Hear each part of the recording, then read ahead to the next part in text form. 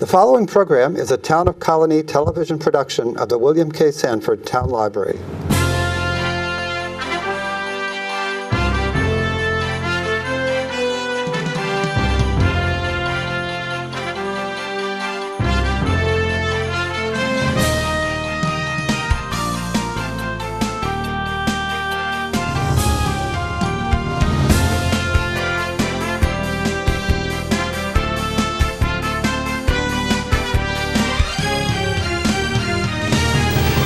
Welcome to Albany County News. I'm Mary Rozak, the Director of Communications for Albany County.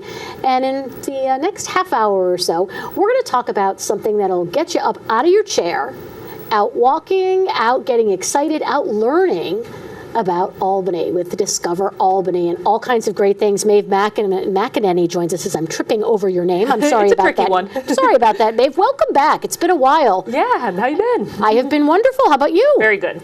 Your official title, Education and Heritage Coordinator at the Albany Visitor Center. Yes, it's very official. It's a mouthful. Your business card must be about this long, right? You didn't go to school specifically for this. Talk about your background. First of all, you're a 7th generation Albany native. That's right, yeah. Of course, the name McEneny, you can't say the name McEneny around here and not have someone who knows history. Lifelong resident. Mm-hmm. You never lived anywhere else? No, I had a brief stint. I had 2 summers where I trained at the Powerhouse Theater at Vassar College. So I spent 2 summers in Poughkeepsie. Beyond that, I went to school at Siena, grad school at Albany. So no, I'm definitely a born and bred girl. So Siena, you went for English and education. That's right. And what'd you go to Albany for? My English literature, yeah. Okay, so then you tied that all together. I did. And you said, how can I utilize this? What's the marketable quality of everything I've learned? Well, right?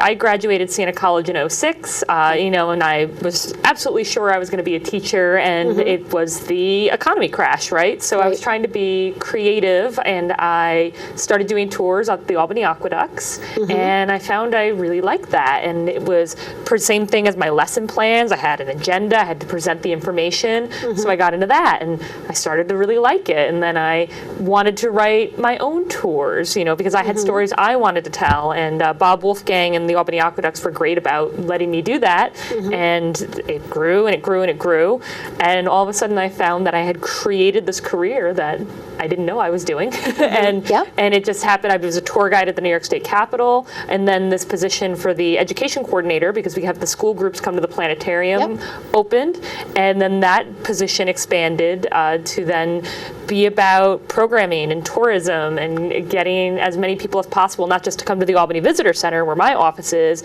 but all over the county. So your business card should really say storyteller. Well, and it's funny you say that. For your viewers who don't know, my dad, is an Albany historian, and he wrote a book, but he says and we are talking about Jack McEneny, and he says he hates the word historian. Well, he doesn't hate, but he doesn't like historian. He says storyteller. He goes, I'm a storyteller. So here I was like, I don't like that history thing, but I like stories.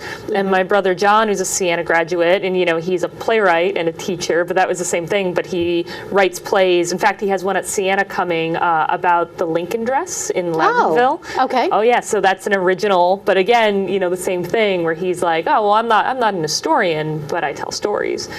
So really that was how I grew up, is that we didn't think of it, and it wasn't presented as history, a textbook. It was always about conversation and stories. So it just sort of naturally led that way. I didn't know it, but well, when you talk about thinking about being a teacher first and foremost, if we think back, and I think back to when I was in school. Yep.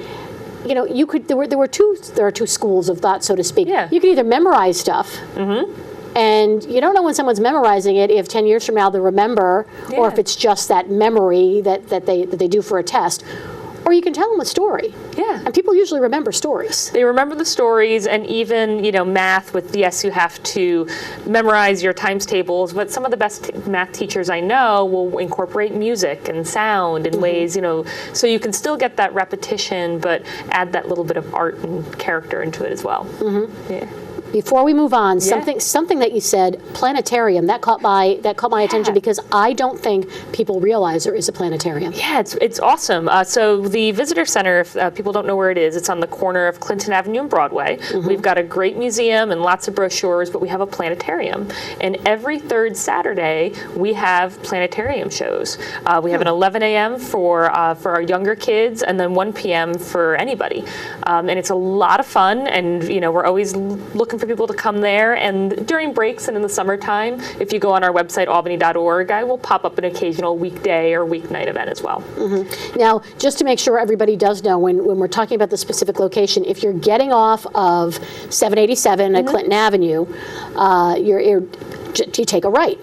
That's right. Yep. Right there. If people are trying to picture this, the Palace Theater. Yep, Palace Basically Theater. A couple blocks down from Palace Theater. We're next door to the Old English Pub, and we share the building with the Albany Pump Station. Okay. Let's tell people about parking also, since we're talking about that, because parking, you want to make sure they're in the right spots. Exactly. If you're coming on the weekend, then that's free spots, so you can park anywhere. Don't worry about those meters. But if you're coming on a weekday, as you just drive by, if you took that exit, as you said, the Clinton Ave, Clinton Ave, and it's on your right, keep driving, take a right onto Spencer Street, and then another right, and there's a parking lot there. We have some limited free spots underneath the bridge. Okay. Yeah. I think it's always important because there are a lot of other things around, other businesses and things, and people should be aware of that. So, what actually attracted you in the first place to? We talked a little bit about how you came came to be a storyteller, and that's what I'm going to call you. I love it. But what really attracted you more than anything else to coming to Discover Albany? So I was very spoiled as at the Albany Aqueducts, and if people don't remember, if you never took it, we had this little shed that used to be outside the visitor center. Yep. And so our season would start in April, and it would run through October, and a lot of my job was taking a cash box, and I had an orange uniform, a little duck quacker, and I would sit and check people in. And I was in Quackenbush Square, and for hours at a time, watching people come and go, watching the tulips bloom, and then they'd replant summer plants. So I actually fell in love with Quackenbush. And my predecessor, who was Carol Ann, would come through, and she'd have students all behind her all the time doing fun things. She would dress like Miss Frizzle from the Magic School Bus. Like she was a wonder. And I would watch her, and I said, I want to do that.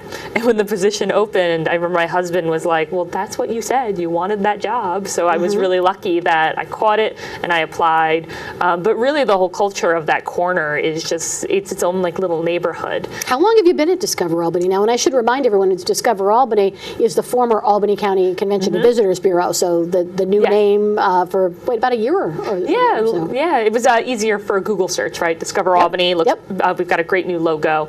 I'm sorry, I got all excited about our logo. So how long have you been with Discover Albany? So I actually just had my anniversary, so now it's 4 years. 4 years. Yeah. Congratulations. I know. It's like a graduate, high school. That's what I think about it. I'm a senior now. Wow. Well, so then it's grad school after that, right? That's right. So how many people do you actually encounter, maybe a year, a month, a week? How does it? I can speak for my program. My program is, I get between like 5,000, 6,000 kids from the region, from the county. Occasionally we get people coming from downstate, but a lot of it is local students. We have a program with Historic Cherry Hill where we get students coming for a free program. It's a grant-funded program for the Hudson River Trading Game to see the Planetarium and a board game. So that's just our school students alone. And then we get countless people coming in, just simple things, where can I get a bite to eat? What tours, we'll talk about our tours, what things can we do? Countless people coming in and out. It's great. Well, we're going to talk about some of the specific tours, but I know that you have liked to come up with original tours. You like to write tours. Where does that come from? How does that start? So honestly, it starts, we've talked a lot about stories, but what motivates me is people usually come to me, because I can get very comfortable and I tell my stories, but it's usually someone coming to me and saying, I have a story I want to tell. So I do a program, a literary pub crawl with the Albany Public Library. We do that mid-June, but it was talking to people about, we know we have William Kennedy. We're so lucky that we have William Kennedy as an author, but who else is there? There's Herman Melville. There's Gregory Maguire, who wrote Wicked. We've got Herman Melville? Herman Melville, yes. If you've been Moby Dick. Moby Dick. So if you look at McGeary's and the building next door to McGeary's, that was one of his boyhood homes. Really? He went to Albany Academy. Okay. In fact, we have a group now because this is his 200th birthday this year. Oh, really? So Historic Albany Foundation and the Writers Institute, we have a Moby Dick book club where we are reading 100 pages every month to get through Moby Dick. And and the pump station brewed a Melville's Wit, a beer for us. Really? So it's almost like a support group. We're doing it. We go in, but we get an expert. We call that White Whale Wednesdays. Wow. Yeah, it's great. It's like every second Wednesday. And I honestly, when I set this up, so again, like how does this start? It was a joke. Pam from Historic Albany Foundation said, we could do this, right? And I said, yeah, let's make it a thing. And I put 2 tables together at the pump station, thinking we would get 20 if we were lucky. 40 people showed up. Really? With their copies of Moby Dick. And they got a beer. And we talk about it, and then we get an expert. Paul Grondel came and talked with us about it. I was one of the, the English majors coming up, and we just tease it out, and we talk about it. And we have people who are Melville super fans, where they've already read it, but they wanted to share it. Sure. How many pages is Moby Dick? So it's a little over 600. Okay, so it's a big book. It's a big book, but the chapters are really short. So you feel really smart. If you do 100 pages a month, you feel very smart because you go through. Okay. Yeah, but it's been fun. But that's, so again, I mean, that's not quite the tour, but it's those questions where somebody will tease you or say, well, what if? I've been doing the ghost tours since for over 10 years now. And that came about when I was a little girl, and because I had no interest in history, and I'd say, ugh, I don't believe that's, what is 18, so I don't care about that. And my dad would go, oh, well, do you know that building's haunted? And as a little kid, I even said to him, like, there should be a tour of this, because I saw the connection that just driving around and hearing ghost stories. Wow. But yeah, so it's one of those, people kind of come to me and they ask me a question, and then I guess I get obsessed, and that's what happens. And that's what happens. And so before we continue that, I want to come back to the Moby Dick. Yeah. What did we call it? The White Whale Wednesdays. White Whale Wednesdays. Wow. Yeah. So if someone is watching this and they want to get involved in that, what do they have to do? So Historic Albany Foundation, you can go to their website, but even with all of this that we're talking about, you could always check our website, which is albany.org. And albany.org, because we're the tourism promotion agency, we really encourage all of these different heritage partners and businesses to put their information on there so that it's a catch-all. Okay. So that's a great way. So you can jot down Historic Albany Foundation, but if you forget that, albany.org. So are you part of the White Whale Wednesdays? Oh, I am, yes. I was the first speaker, and that was a lot of fun. And so when you were speaking, I mean, are you talking about the first 100 pages? Yeah. Okay. So what we did is we had the first 100 pages, and so I would tease out and I would ask questions, and I do find, funny enough, after they get like halfway through that beer, suddenly we have a lot more opinions. Oh, sure. Oh, yeah. So we do that for the first hour, then people usually go down to get a drink or get some food, and then the next hour we have an expert. So when I was doing it, we had a gentleman who he's collected copies of Moby Dick. So he's had multiple copies that he just brought to share with people. We've invited Lansingburg Historical Society. We've had representatives from Albany Academy.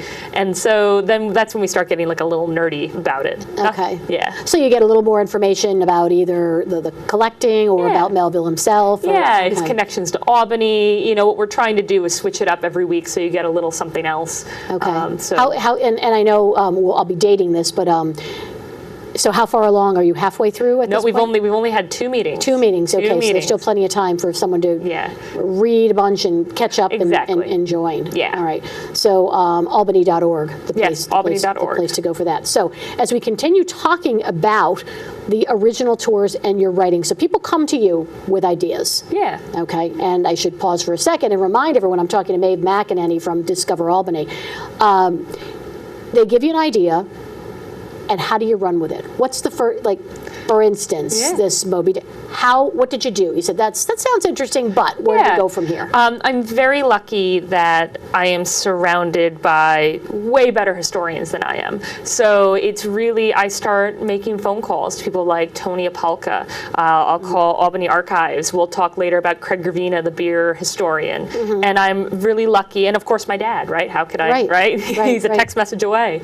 And so then I start kind of hearing from who I consider the experts. And then it's looking at the route, so I want something that if it's a walking tour, it's a driving tour, what's something reasonable, because you want things to be digestible. You want these tours to be something, to me, I think, an hour to an hour and a half. That's, I look very marketing because I think that's our attention span. You can do 2 hours if we have a stop somewhere. But so then I try to think like, how can I make this information digestible, walkable, comfortable, and then it's, and then we hit the books, of course, so we'll hit the books depending on the topic. And there's a great resource called Fulton County Postcards, which is a wonderful website that is not Fulton County, it's not postcards, but it's that's just a name. Yep, and it's a passion project where there's newspapers, countless newspapers from like all over New York State and maybe even beyond. I usually just focus my search on Albany, and just then I'll read newspapers to kind of get those concrete sources. So so then you've got that idea, and then you have to actually start writing something. So when you're how do you, when you say, okay, we're going to go here and here and here, is it like really writing a story? It is. If it is just for me, it's bullet points. It was actually a format that I learned back my freshman year at high school at Holy Names, which is, that old school, like Roman numeral. A, 1, 2, 3. And that's how I write it. But with the ghost tours, I actually had to struggle because the ghost tours got too big for me to do alone. And I had to bring in more friends, and they're looking at this going, what am I supposed to do with this? And that was the first time I really had to make it a narrative, because I needed it for other people to do it. Like if I wasn't around, what do we do? Not everyone can decipher the chicken scratch, So that's what we do. But I mean, I'm so because I don't have the sponge brain that like my father does. You didn't see my father in 20 years, and he'll be like, oh yes, I remember. You're from VI. I don't have that brain. So even if you look at my notes, I'm constantly rewriting facts that I've probably said 100 times, but that date, that year, I always blame the English major. It's just those numbers don't stick in my head. So that's how I have to do it. Now, some people like my father can just talk off the cuff, but I like having those little cheat sheets in front of me. So let me ask you this: when we're talking about like the ghost tour, does that change at all a little bit from year to year? Do you have repeat visitors because of that, or do they like it so much and it is what it is? Tell me how that works. It's like I said, I've been doing it for 10 years, and I do it on my own with the original Albany Ghost Tour. I do it with Discover Albany. Anyone who'll just pick me up to do it, I'll do it. But after 10 years, I add things, I get things here, but it became much more dynamic when I invited other people in. So we will, the dates aren't announced yet, but in October we do a haunted pub crawl, and I pulled in more tour guides, and it became much more rich because a lot of mine will be very literary. I have like a Herman Melville connection that I throw in there, and then some of my tour guides go, I'm not into that. But I happen to know a lot about Abraham Lincoln.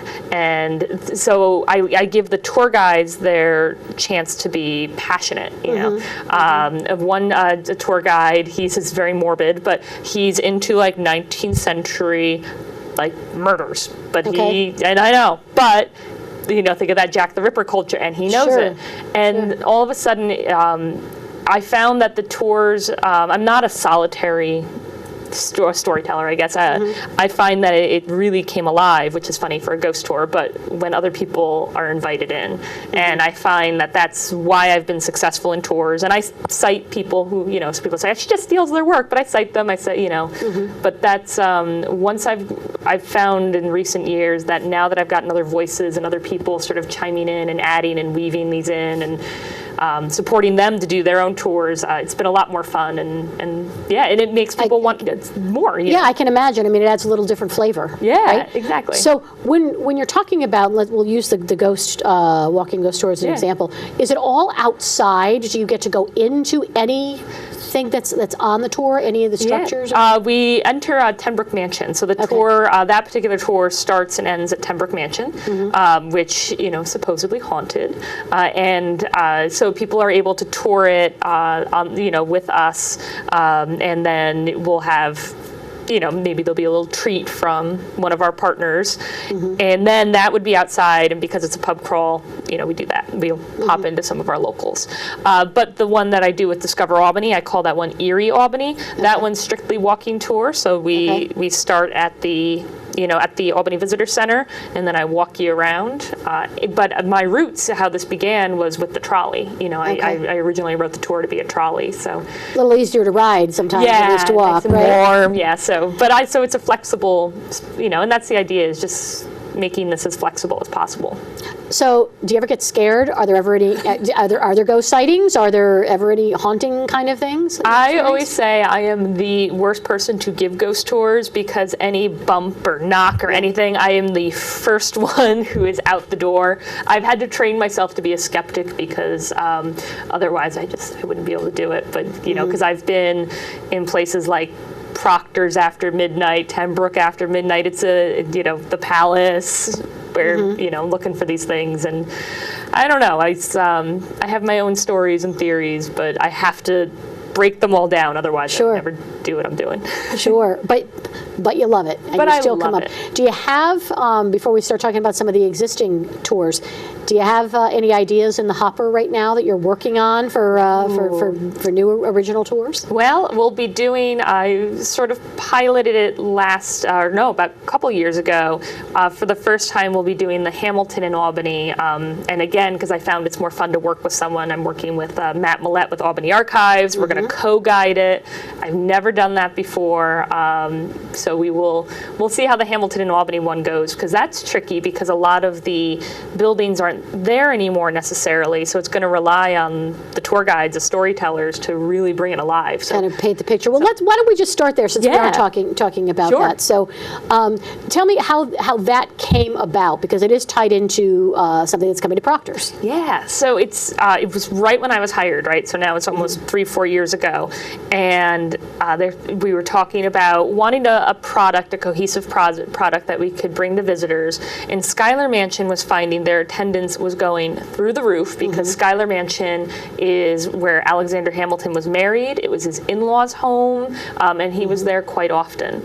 And they were at capacity for visitors. So we're trying to think, well, if they're coming for Hamilton and they're coming to Albany, because remember, we're tourism promotion, right? Yep. How do we get them to stay and engage in that? Yep. And so I reached out to the Albany Institute, and Diane, who's there, the curator, is a Hamilton super fan, and she goes, I was thinking the same thing.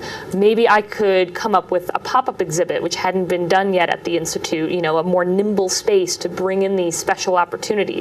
So they created a Hamilton exhibit. Okay. And then we had local businesses, and I wrote a brochure, and we have a new version of it. Well, we knew Proctor's was going to be coming up, just for our yay. So we knew Proctor's was coming in. So take a look. Yeah, so we had some infrastructure already. So this year, Schuyler still has their Hamilton tours, but they've added a Schuyler Sister tour. And then Albany Institute will be doing a Schuyler Sister exhibit. So different if you saw the exhibit a couple years ago. So Schuyler Sisters.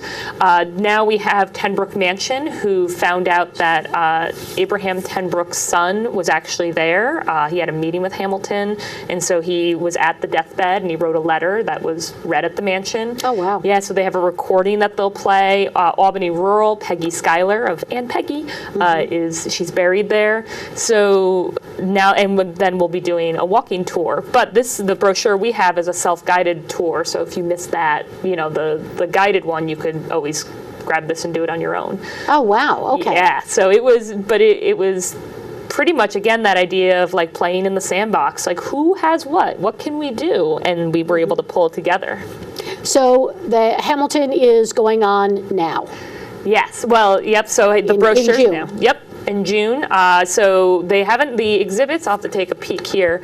The exhibit for the Albany Institute will be coming up shortly. And again, you can always go on albany.org to find that out. To find it out. Yeah. So how excited are you when you had, you have that idea and now you're seeing it come to life? Oh my gosh, it was neat. And think of it too, I mean, I was only in that position for a couple of months, and all of a sudden, the biggest Broadway sensation falls on my lap, and it was like, what do we do with this? And I'm getting to know everybody, and it was a great way to break the ice for these Albany partnerships, and Albany is really, I'm going to be proud and say, leading the way with this idea of heritage sites working together, creating products so that we're not all in these little silos, that if you're coming to engage in a Hamilton story, then here's many things you can do, and maybe spend the night. That would be nice. So you'll be leading a Hamilton tour? Yes. Okay. So will you get into period dress and that kind of thing? I wish. If there is any of your viewers who happen to have access to period dress, I would absolutely love that. My co-guide, Matt Millett, will hate it, which makes me want to do it even more. Well, I worked with Matt back at the TV station years ago, Oh, so boy. I know Matt, yeah. Oh, good. I did invest in some Hamil Toes socks, so they're little socks. Oh, really? But yes, I will put the call out if there's any theater companies or anybody who wouldn't, mind dressing this. I would be very excited to do that. So that's very cool. Now, in general, I know we can go to the website to find out, but when would these walking tours, are they during the week? Or are they only on the weekend? There's two of them, and they're evenings, so there'll be one in July and one in August. Okay. Yeah, and then by appointment, of course, if there's 10 or more people, we're always open to chatting about that. So how does it work? People would make a reservation online, or they'd call and do that? Yeah, so if you call us at the Visitor Center, or again, go on our website, Discover Albany, but the ticketing system itself, Historic Albany Foundation, who's going to be taking in the reservations for that on their website. Okay. Yeah. Give me an idea, and I don't mean to put you on the spot, but in general, let's just talk in general, about the cost of what a walking tour might be. Yeah, for that particular one, it's usually about like $5-10. It's not very. I'd have to take a look at that one. But if you come to anything at the Visitor Center, we're anywhere between $3 and $5. So very reasonable. Very reasonable. It's a funny thing. We find that I get just a little more buy-in from visitors when they just give that little bit, So so that's more the only reason I really do it. I mean, honestly, I would go and talk Tom Blue in the face for free, no problem. But yeah, I do find that just a little bit of buy-in kind of puts us all on the same page. And yeah. Now, I know some tours, do you have many kids or different tours geared towards? Yeah, usually my school programs, although I do have a program called Wild Tales, which is a lot of fun. And Wild Tales is specifically for kids, and it's about animals in Albany. So there's some historic stories, like talking about Oni, the railroad, the post office dog. We'll talk about Nipper, of course. Henry Hudson had a cat on the boat. There you go, right? Who would have known? But at the end of the day, for me, it's getting kids just more excited about the city. So we have little checkbook that we look for carvings. So we're looking for carvings of animals, or even people walking dogs, or anywhere that we would find, some callback to an animal. Because kids today, we're all, and even adults, right? We always say kids, we're on our phones, but it's a way to encourage everybody to look up, because you would not believe adults, kids, how often we're walking around and even we're just in our own heads. And in Albany, if you look up, the architecture is has so many surprises. It is amazing, and we will talk about that in another segment that we're going to do. Great. Maeve McEneny, thank you for joining Albany Visitor Center, the Education and Heritage Coordinator there. Discover Albany. I'm Mary Rozak. This has been Albany County News. We'll see you again soon.